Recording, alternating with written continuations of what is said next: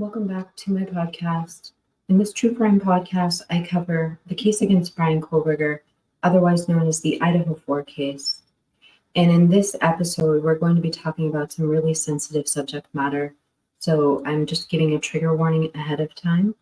We're talking about the crime scene and what might have happened on the second floor. And I'm bringing up Xana because she plays a large role in what I'm going to be talking about today. So I'm going to, in a moment, bring up a photograph that I saw on Reddit, along with a lot of really good conversation. And it's regarding whether we feel that there was possibly a battle that happened in the kitchen. Now, let's just back up a second and go over what we know for facts. Beautiful Xana ordered a DoorDash delivery at approximately 4:05 a.m. That's the first noted time that we have. Now, this is a no-contact DoorDash delivery, so it would have been left outside the house. The first question I have for you is, how did that perpetrator get into the house? It was a locked and secure home. Could the perpetrator have surprised Xana when she picked up the DoorDash and opened that door? I don't know. Please, if you think that that's a possibility, go ahead and leave it in the comments. What if she possibly left the door unlocked after she got that DoorDash? We also know that the sliding glass doors are incredibly notoriously easy to break into. Not only do these locks easily get broken, but you can actually take the door off its tracks in order to break into a house with sliding glass doors. And we know that the door had some sort of broken or issue with the locking mechanism because we saw in photos after the fact a chair that had been wedged onto the sliding glass doors as a security measure after the crime. So if we think about the crime scene on the second floor, let's think about the DoorDash delivery for a second. The DoorDash delivery was on the counter with Xana's name. There could be a couple reasons for this. Now, number one, this could have been an old DoorDash delivery. It could have been from a different day. That's a possibility. But let's just say the bag was from that night. If the bag was from that night, that means that Xana either had to bring that bag to her room, finish her food, and have it back out at the kitchen by 4:12 a.m., or ate in the kitchen, or did that bag never make it out of the kitchen for other reasons? Now, it's been said, possibly Xana could have gotten the DoorDash delivery after the perpetrator had entered the home. So when she went to the kitchen or came back from the kitchen, she could have stumbled on the intruder or intruders. That's a possibility.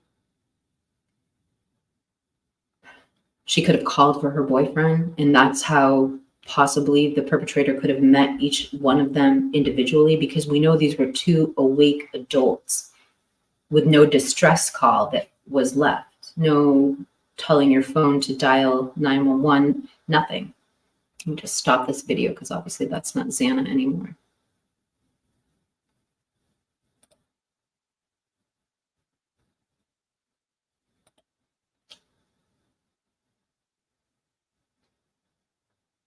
Think back to early footage of the investigators at King Road Home.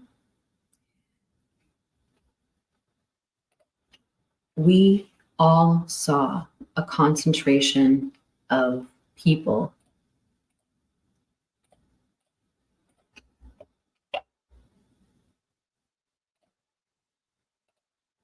studying the kitchen.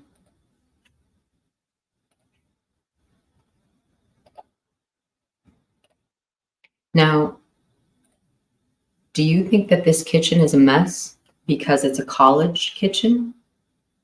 And this is from the Daily Mail. This is a photo of the crime when it was being investigated, the crime scene through the windows. Was this kitchen all messy because they had been taking things out of the sink, because they had been moving things around, investigating in there? Were they investigating in there because they thought this was the exit point of the perpetrator? Were they investigating in the kitchen because a battle ensued in the kitchen? Were they taking inventory to see if possibly a weapon had been taken from the kitchen? I've heard from A.R. Hayes that he saw people spraying what looked to be luminol in the kitchen.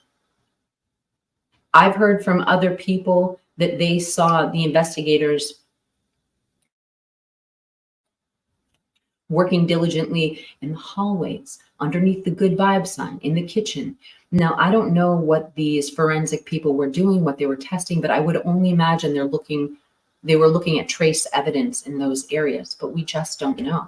In fact, our lack of knowledge is so great that we actually don't even know if the crime scene, in trigger warning again, was very bloody, or if it was concentrated into each of the individual crime scenes within the overall crime scene. We just don't know. We've heard reports there was nothing there as far as trace evidence outside of the individual crime scenes, no blood. We've heard evidence that, we've heard speculation the whole crime scene was horrific and like nothing anyone had ever seen. We just don't know. And even some of the greatest minds, legal minds I've heard on YouTube have warned us, do not make any judgments about what you think is in this case or not in this case until the trial starts. Because even experienced defense attorneys, such as Peter Trago, says, there's no judgment call I can make here. I have no idea what that evidence is. So I wanted to bring up a couple of things about the second floor. I guess there is a few more things I can add to this, though, while we're talking about it. Let's talk about the timeline for a second. If something allegedly happened in the kitchen, it would have had to have played out in a certain way. So we know the DoorDash delivery was there at approximately 4:05. Well, at 4:12, Xana would have either had to been done eating or already confronted the perpetrator. And why do I say that? Because at approximately 4:12 is when DM states she heard what she thought was playing with the dog. And then she heard something to the effect of, there's someone here. Now, DM states she thought Kaylee said that, but the police said that because of their forensic downloads of the surviving roommates' phones and DM's activity on TikTok, they believe it was Xana who said, there's someone here. The next thing that was heard was crying, okay? And this is really important to pay very close attention to the words. DM opened her door because she thought she heard crying coming from Xana's room. And then she heard someone say something to the effect of, it's okay, I'm here to help, or something along those lines. If I'm misquoting it, I do apologize. I'm trying to speak from the heart and not read a script here. If they heard crying and then they heard the perpetrator say, it's okay, I'm here to help, wouldn't that indicate that Xana was already attacked? I mean, she had just ordered DoorDash. She was on TikTok. If she was crying to the point where her roommate could hear her in another room, could she have already been attacked? And trigger warning, if the perpetrator came back and said, it's okay, I'm here to help, well, what is he helping her with? So it's likely she was already injured, and he went, again, trigger warning, to finish the job. After that, DM opened her door a third time, and she saw the perpetrator walk by her room and allegedly go out the sliding glass door. I don't know, guys. I'd like to know your thoughts. This is probably the 4th or 5th video I've done on what happened on the second floor. The whole crime scene is confusing. The whole timeline is confusing.